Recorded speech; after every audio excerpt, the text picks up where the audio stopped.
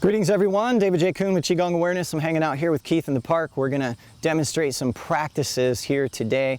I'm getting this question, I get this question all the time, been getting this question for a long time actually, probably 40 years now. Can Qigong heal? My answer, yes. Does all Qigong heal? Maybe, maybe not. I was practicing Qigong from 15 years old to 25 years old. I had a severe spinal disease that occurred after an accident. The doctors told me that I'd be crippled by the time I was 30 years old. I'd been practicing Qigong from 15 years old to 25 years old, and I did not have a breakthrough, okay, personally, up until that point.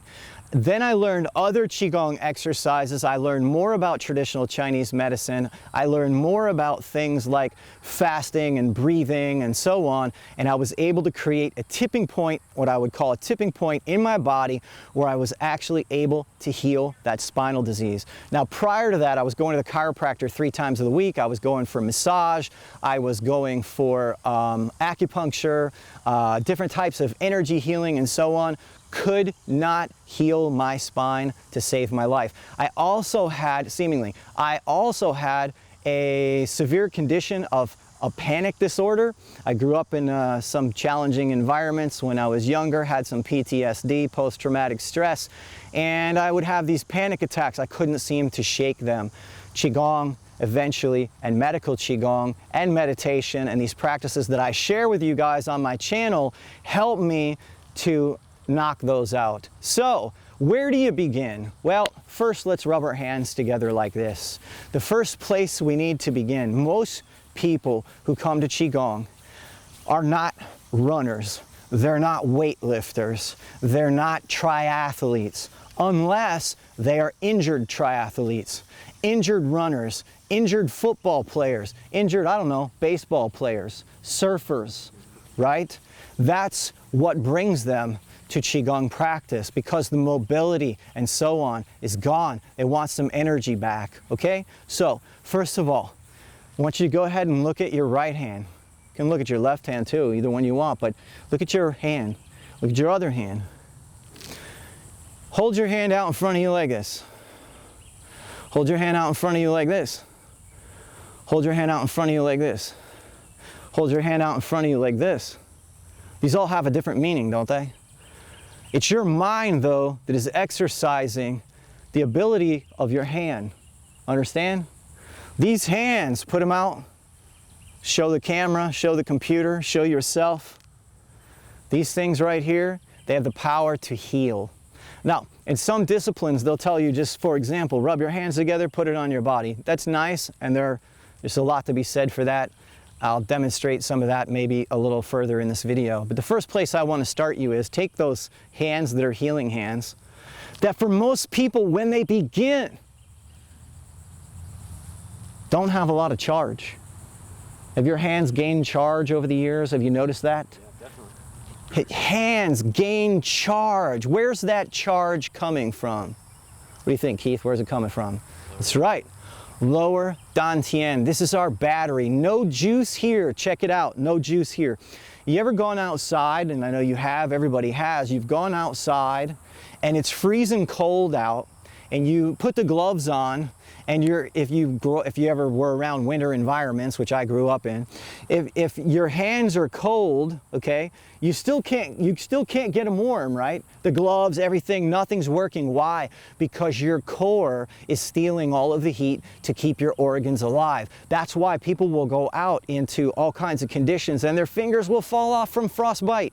Because the body says, I don't need a finger, I need to save my organs. Well, you know what? That principle applies to Qigong. Take both of your hands, take your middle fingers, touch them together. Bring those middle fingers down and touch the lower rim of your belly button and hold your hands flat to your body. One of the first things that you need to do in order to have greater charge and therefore healing ability in your hands is to charge your lower Dan Tien. When I was approximately 21 years old, the charge in my hands became so significant, I felt like my hands were singing. I felt like they wanted to go out and start healing people, and that's exactly what I started doing with them, okay? I also felt that charge though when I was doing martial art. I felt like my hands were so juiced. That's always been a mind blower for me. I love it. I've been playing with it ever since. Here we are, roughly 40 years later, and playing the same game. So keeping the lower belly charged is key if you want to heal yourself. This is one of the first places that I would start you.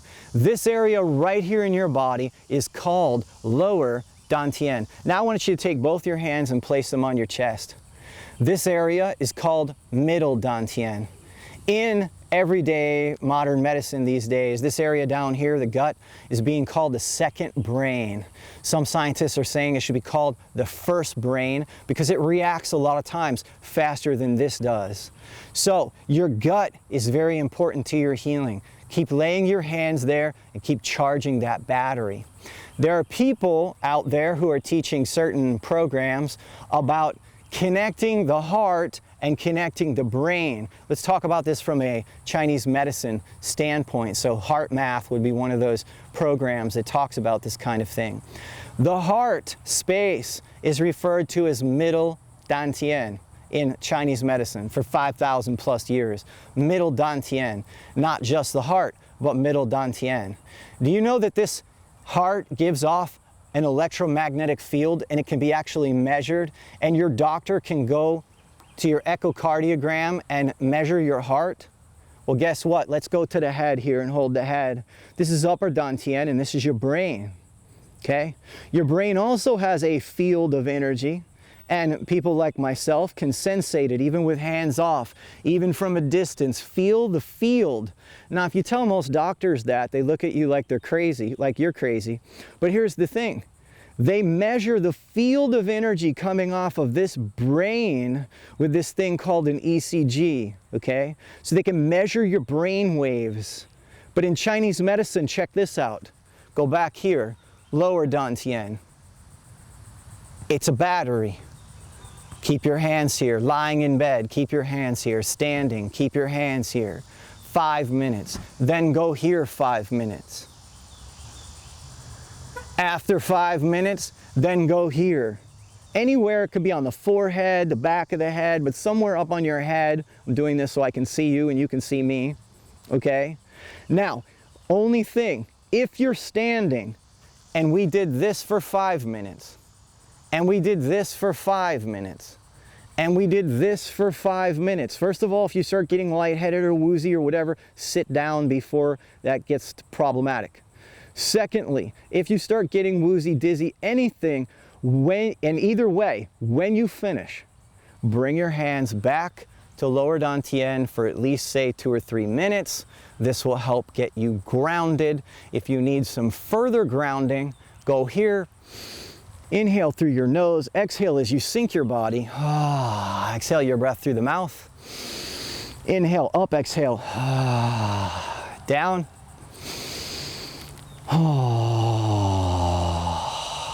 So, Qigong can heal. There are some forms that work better than others. At least they did for me. And I also find that depending on how challenging of a condition that you have, we need as many shortcuts and cheats as we can possibly find, because that's how I healed myself. It wasn't happening through just general practice. I had to get more and more specific. That's why my work continues to get more and more specific in terms of trying to help you guys shortcut yourselves to greater healing. So you have healing power in your hands. It starts with this lower battery called lower Dan Tien. I gave you the bonus of working with middle and upper Dan Tien, but really stay focused here because this is where the charge begins. A lot of different methods that are being taught out there oftentimes will skip the gut. So the gut is very, very important. If you want to find out more about that, study more Qigong with me and practice along with us, check out our 21-day Qigong challenge. Highly recommended. 10 minutes a day and can get yourself going in the right direction to a new and improved state of health. Thanks for tuning in. We'll see you in the next video.